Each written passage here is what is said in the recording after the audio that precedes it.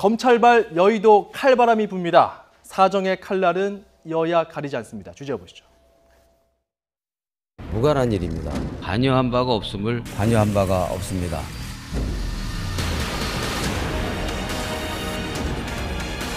어떤 불법에도 관여한 바가 없습니다. 청와대가 몰랐다면 무능이고 알았다면 기만입니다.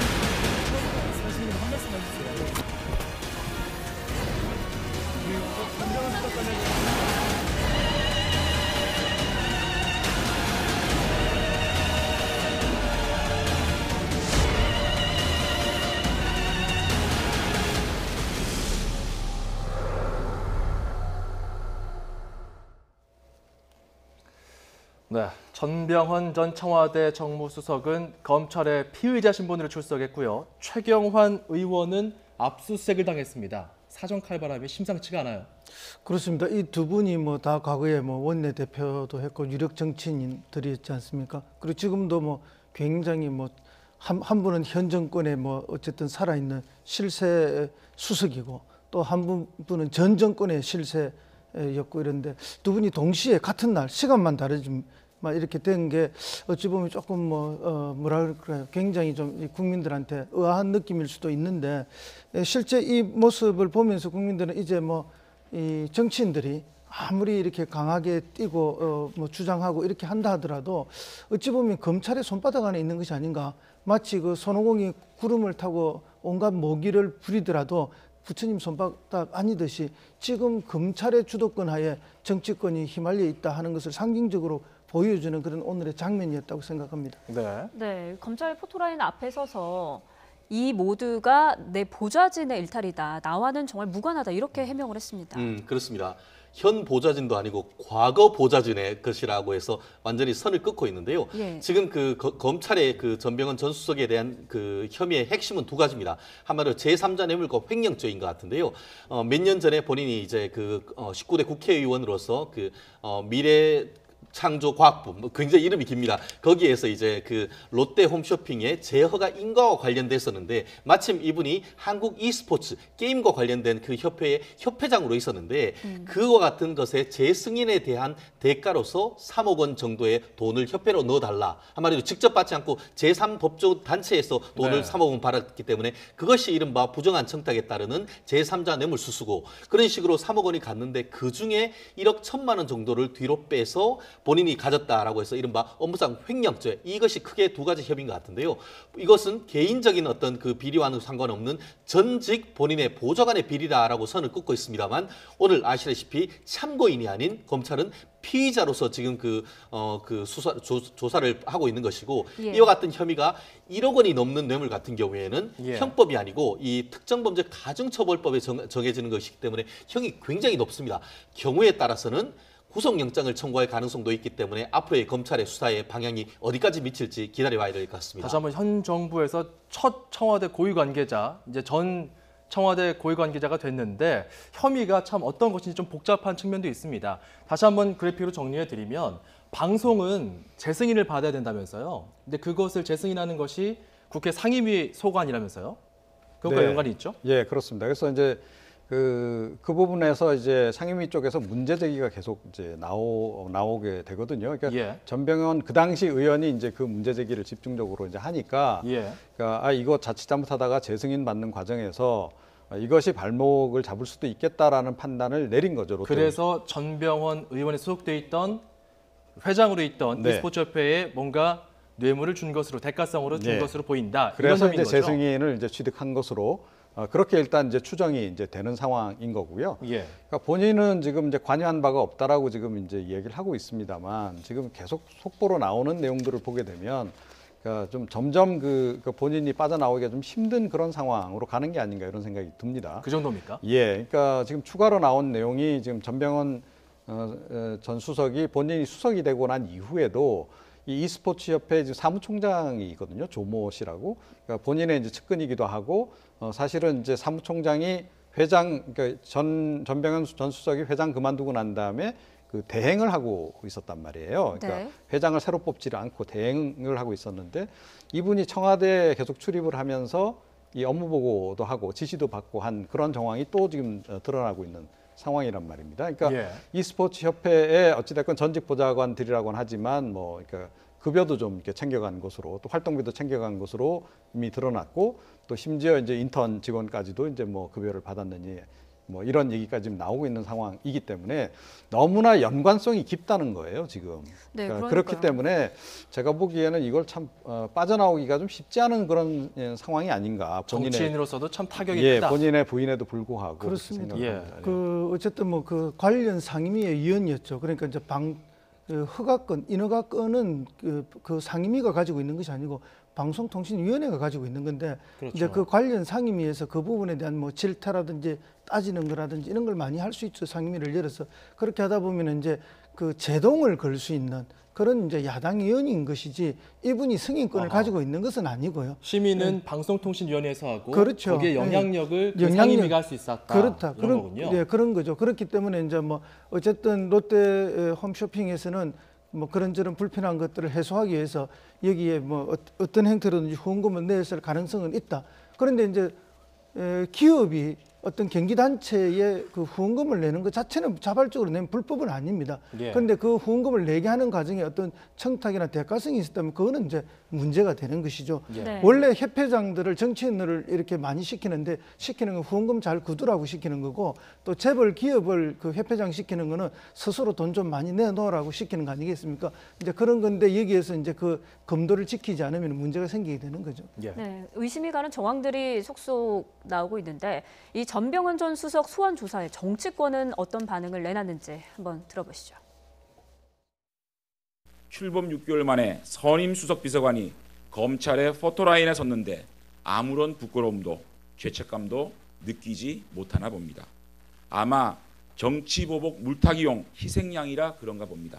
정치권에서는 이미 오래전부터 광범위하게 알려졌던 전병헌 전 수석의 e스포츠 협회 관련 비리 혐의를 청와대가 몰랐다면 무능이고 알았다면 기만입니다. 저는 절대 권력은 절대 분배한다고 하는 그런 법격언에서 보이는 것처럼 문재인 정부가 이렇게 비대한 청와대를 가지고 만기칠람으로 하면서 권력이 청와대에 쏠려 있는 한 제2, 제3의 그런 일들은 벌어질 수밖에 없다고 생각합니다. 특별감찰관 후보들을 변협 면면으로부터 추천을 받아서 지금 내부 검증을 거쳐서 정부 여당에 추천할 생각을 가지고 지금 준비 작업 중에 있다는 말씀도 아울러 드립니다. 만약에 구속이 된다면 이게 시간이 좀 지난 일이잖아요. 이번 정권이 아니라 이전 정권의 일이라도 문재인 정권의 지금 정국에 좀 영향을 줄까요? 그렇습니다. 그렇기 때문에 이제 청와대 이 부분에 대해서는 왜 이렇게 한마디로 살아있는 권력에 대해서 검찰이 칼을 대는가 이 부분에 대해서는 두 가지 견해가 있는 것 같습니다. 시각이 첫 번째는 청와대발 이른바 사정정국에 대한 물타기용. 한마디로 지금 친박과 그 MB까지 직접 그 어떤 타겟을 수사를 하는 과정에서 이것이 정치 보복이 아니냐 했을 때에 그것에 대한 형식적 균형 맞추기식이다라는 취지의 어떤 시선이 있고 또 하나는 이 검찰발 여권과 정치권에 대한 견제용이다. 최근에 들어서 보면은 공직자 비리 수사처를 비롯해서 이 검찰 개혁 이 드라이브를 건 것 같으니까 이 부분에 대해서 우리 검찰 함부로 건드리지 말라라는 메시지를 보낸다는 그런 견해가 있는데 적어도 지금 야권 입장에서는 어쨌든 이와 같이 그 청와대가 직접 살아있는 권력에 대해서도 검찰이 수사하는데 특별히 터치를 하지 않는 그런 속에서 어떻게 보면 친박 내지 이쪽에서도 어떻게 보면 당혹할 수밖에 없는 그런 상황인데 그 어떤 실체가 그 상황이 배경이 어쨌든 간에 이와 같은 그 전 정권 내지 전전 정권에 어떤 문제가 있다고 하면 있는 그대로 수사를 보낸다 한다는 것은 나름대로 검찰의 어떤 국민들 같은 경우에는 상당 부분 이와 같은 수사에 대해서도 나름대로 여전히 지지를 보내는 그런 상황이 아닌가 생각을 합니다. 그래서 이제 정세균 국회의장도 좀 이례적으로 이번에 좀 최경환 의원 뭐 압수수색 등 여러 가지 사안에 대해서 좀 불편한 심기를 드러냈다고 하는데 이종훈 평론가님, 이런 상황에서 최경환 의원 지금 압수수색 굉장히 지금 궁지에 몰린 상황이에요. 네. 그러니까 최경환 의원 압수수색을 왜 했을까? 사실은 굳이 하지 않았어도 저는 이 혐의 입증에는 큰 문제는 없는 정도다라고 보거든요. 그러니까 이미 이제 그 국정원에 그 장부가 나왔다라고 그러는 거 아닙니까? 그러니까 장부라고 하는 증거가 있고 또 전직 국정원장이 줬다라고 얘기를 했고 추가로 지금 이제 그 이현수 그 당시 이제 기조실장이 본인이 직접 가서 전달을 했고 또 그 국정원 직원이 함께 같이 갔다라고 그러니까 제3자가 본 사람도 있다라고까지 이야기를 했단 말입니다.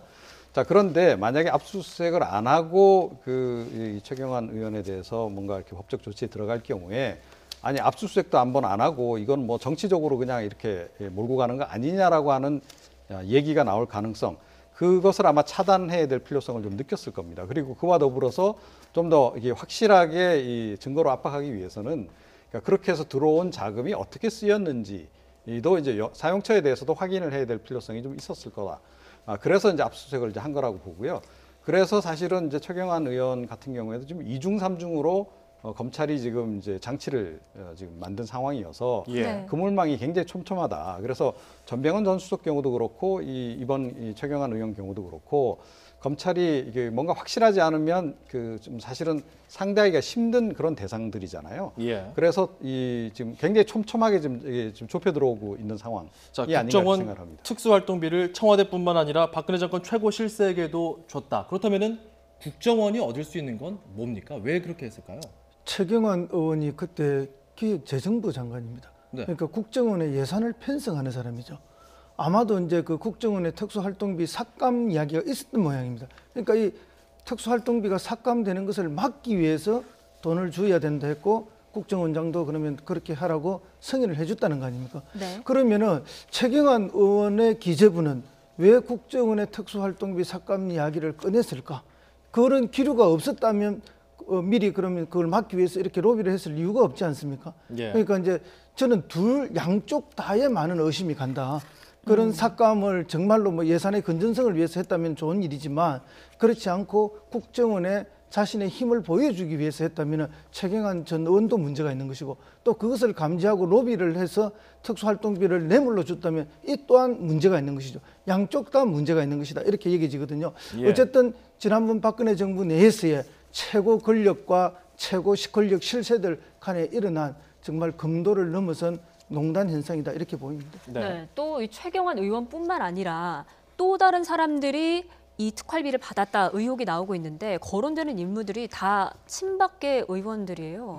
그렇습니다. 오늘 그 정세균 그 국회의장 같은 경우에도 이 국정원장한테 직접 이 부분에 대해서 계속 국회의원 이름이 나오는 것에 대해서 직접 항의를 했다라고 얘기를 하고 있는데 그 부분에 대해서는 지금 기본적으로는 이 내역이 지난 정권의 가장 권력의 핵심에 있었던 친박 실세 의원들의 얘기가 계속 나오고 있습니다. 그렇지만 거기에서만 머무는 것이 아니고 지금 오늘 그 화를 나름대로 역정을 했다고 하는 정세균 그 국회의장에 대한 얘기까지도 비슷한 지금 이런저런 얘기가 나오니까 지금 앞으로는 이 경우에 따라서는 여야 의원 할 거 없이 이 부분에 대해서 자유롭지 못하는 그런 상황이 아닌가. 국민들은 지금 이 부분에 대해서 상황을 보고 있기 때문에 예. 과연 검찰이 친박의 의원들에 대해서만 조사를 할 것인지 아니면은 지금의 여당이 된 국회의원들에 대해서도 수사의 칼날을 가지고 갈 것인지 그 부분이 앞으로 어떤 수사의 향방을 가름하는 어떤 가름대가 되지 않을까 사실 생각합니다. 이전에 앞서서 또 다른 보도가 의혹이 나왔던 것은 여야 의원들 다 소속된 정보위에서도 그렇습니다. 이름들이 정보위 나온다 5명 이런 얘기가 거였거든요. 나왔다는 그런 것이었습니다. 그렇다면 정세균 의장의 이런 반응은 이거 정치권 길들이기 하는 건 아닌가? 이런 것에 대한 반발 심리인가요? 어떻게 봐야 될까요? 글쎄요. 그러니까 여러 가지 생각하게 하는데요. 그러니까 1차적으로는 일단 뭐 압수수색이 오늘 이제 전격 단행됐는데요. 그러니까 이 국회의원들에 대해서 그러니까 의원 사무실에 와서 압수수색을 한 부분에 대해서 사전 양해 없이 뭐 이루어졌다면 그 부분에 대해서 항의를 했을 가능성이 있다라고 생각합니다. 그런데 이제 그 배경과 관련해서는 이제 여러 가지 억측이 좀 나올 수밖에 없는 이제 이런 상황이죠. 그러니까 이게 전방위로 확대가 돼서 사실은 이 국정원 특수활동비로부터 지금 이제 여당 의원들도 과연 자유로울 수 있겠는가라고 하는 의문이 일각에서 분명히 존재하고 있는 상황이기 때문에 그 부분과 관련해서 지금 약간 선을 지금 친 거 아니냐라고 하는 얘기도 좀 있고 또 서훈 국정원장 발로 지금 언론 보도가 이게 처음에 좀 나간 그런 측면이 없잖아 있거든요. 자, 그래서 이제 그 부분에 대해서도 좀 입단속을 시킨 그런 측면이 없잖아 있는데 네. 근데 사실은 이게 꼭 적절했는지는 좀 잘 모르겠어요. 그러니까 네. 국민들 눈높이에 국민들이 보기에는 여야 불문하고 이런 것들이 있었다면 다 이번 기회에 밝히고 또 처벌할 건 처벌하고 넘어가자는 거 아니겠습니까? 그런데 마치 이제 국회의장이 입법부의 수장이 국정원에 대해서 뭔가 좀 가이드라인을 제시한 듯한 그런 느낌을 주기 때문에 예. 그 적절성 여부에 대해서는 논란이 좀 있을 수 있다 이렇게 생각합니다. 네, 어찌됐든 좀 이제 수사 결과를 좀 지켜봐야 될 것 같은데요. 최경환 의원 그리고 전병헌 전 수석 이렇게 검은 돈 논란에 휩싸인 인물들 살펴봤습니다. 이런 가운데 청와대와 국회 사이에 첨예한 갈등이 일고 있는 문제가 또 있습니다. 바로 청와대가 재송부한 홍종학 후보자 인사 청문 경과 보고서 채택이 되지 못한 건데요. 먼저 여야 이견차 들어보고 이야기 나누겠습니다. 인사청문회를 통해 홍 후보자의 소명을 들었고 의혹도 상당히 해소되었습니다. 중소기업 벤처부가 선장 없이 출범한 지 벌써 4개월여가 지났습니다. 우리 경제 혁신과 상생을 위한 경제 생태계 구성의 컨트롤 타워라 할 부처를 이처럼 방치하는 것은 국회의 도리가 아닙니다. 청와대가 홍종학 후보자 임명 강행을 수순을 밟고 있습니다. 국민은 지진을 이겨내려고 힘을 모으는데 청와대는 홍종학 후보 살리는 일에 몰두해서야 되겠습니까? 희망을 버리지 않고 국민의 목소리를 전하겠습니다. 홍종학 후보 포기하십시오. 네, 홍종학 중기부 장관 후보자 지금 조각이 완전히 지금 완료되지 않았는데 이대로 청와대가 이제 강행할 거라는 관측이 있단 말이죠. 국회 그렇죠. 협조가 향후에 잘 될까요? 뭐 국회야 뭐 평소에도 잘 협조가 되는 조직은 아니죠. 네. 야당은 언제나 반대를 잘 하고 있는 거고요. 어쨌든 뭐 야당도 청와대가 강행할 거라는 건 다 알고 있습니다. 그럼에도 불구하고 이렇게 강력한 이야기를 하는 것은 흠집내기와 정치 공세를 미리 좀 해놓는 것이라 보고요. 결국 청와대도 뭐 강행 외에는 지금 다른 방법을 찾기가 어렵다 하는 것이 일반적 관측입니다. 그런 의미에서 보면 만약에 강행이 되고 나면 또 그것을 빌미로 예산 또 다른 인사청문회들이 많이 남아 있지 않습니까? 예. 여기에 이제 흔히 이야기해서 이제 딴지를 계속 걸 수 있는 명분을 찾아가는 것이라 그렇게 봅니다. 예. 네, 일단 청와대는 내일 임명 강행한다는 입장인데 문 대통령도 참 난감한 상황일 것 같습니다. 난감하다 하더라도 이 정국에 대해서 어떤 식으로든 국정을 이끌어 나가야 할 책임이 있는 것이 무한 책임이 있는 것이 대통령일 텐데요. 어쨌든 야당 입장은 명확한 것 같습니다. 어쨌든 청문회 보고서조차도 국민의당조차도 그 협조를 하지 않았다라고 한다고 하면은 그와 같은 국민의 의견이 있다는 것은 굉장히 깊이 세게 들어야 될 것이고 다만 그럼에도 불구하고 지금 6개월이 지나가는 이 시점까지도 유일하게 새로서 그 만들어진 부처에 대한 수장이 아직까지 그 채우지 못한 것에 대한 안타까움은 있을 것인 것 같은데요. 예. 아직 그럼에도 불구하고 그 5년 임기 중에 6년 반이 남았는 더 긴 것이 있다고 한다고 하면은 그와 같은 긴 안목을 생각하시는 것도 나름대로 하나의 지혜가 아닌가 저는 생각합니다. 예. 자, 국회에서 고위공직자 비리수사처 검찰 개혁의 상징인데 현 정부에서는 이제 조국 민정수석도 국회를 찾아와서 이에 대한 설명도 할 정도로 상당히 좀 중요하게 진행이 되고 있습니다. 이것도 국회 논의가 내일 진행되는데요. 이런 분위기에서 잘 될까요? 잘 되기가 어렵죠. 그러니까 지금 이제 상황이 점점 안 좋은 쪽으로 가고 있다 이렇게 생각합니다. 그러니까 이 홍종학 후보자 문제는 야당이 좀 울고 싶은데 뺨을 딱 때려주는 그런 격이 될 가능성이 높습니다. 그러니까 네. 지금 뭐 자유한국당도 그렇고 국민의당 그 안철수 대표 경우도 그렇고 문재인 대통령 또 문재인 정부와 어찌됐건 좀 뭔가 대립각을 세워서 이렇게 좀 전선을 좀 만들고 싶은데 잘 안 만들어지고 있단 말이에요. 그리고 계속 지금 수세로 몰리고 있단 말입니다. 오히려 문재인 대통령의 지지율은 너무 견고하기만 하고 자 그런데 마침 이제 이 건이 이제 딱 걸려들은 이제 그런 상황이고 또 국민들도 이 홍종학 후보자에 대해서는 좀 이렇게 불만족스러운 그런 이제 그 심정들이 굉장히 많다는 거죠.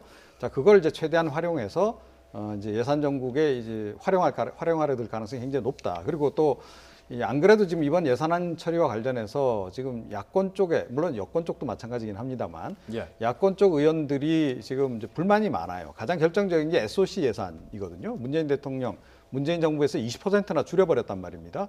내년 지방선거를 앞두고 더 늘려야 되는 상황에서 줄여버렸어요. 그래서 그것을 확보하기 위해서라도 사실은 뭔가 지금 이제 걸 수 있는 그런 카드가 있으면 걸어야 되는데 이게 이제 딱 걸려든 그런 경우가 됐다. 그래서 제가 보기엔 이 카드를 가지고 지금 여야가 이제 아마 굉장히 극한 대치 국면으로 갈 가능성이 높고요. 예. 청와대가 과연 여기에 대해서 이제 어떻게 이제 나올지, 특히 이제 국민의당을 어떤 방식으로 설득을 할지 그러니까 호남 쪽에 SOC 예산 더 주는 걸로 설득을 할지 어떨지 예. 좀 지켜보면 이제 결과가 나오지 않을까 싶습니다. 홍종학 후보자에 대한 후폭풍은 가시질 않고 있는데 어찌됐건 정치권에서는 하루빨리 이런 부분에 대해서 좀 정치하고 좀 출구 전략을 찾고자 당정청 고심이 많을 텐데요. 어떤 보관이 있을까요? 출구 전략이 지금으로서 눈에 안 보이죠. 그러나 이제 뭐 지금은 그 국회의사 관련돼서 국회법이 개정이 돼서 어쨌든 예산 같은 경우에 뭐 그 한계 라인까지 오지 가면은 정부 안대로 그냥 갈 수밖에 없는 이런 이제 정부 여당 측에 유리한 국면들이 있습니다.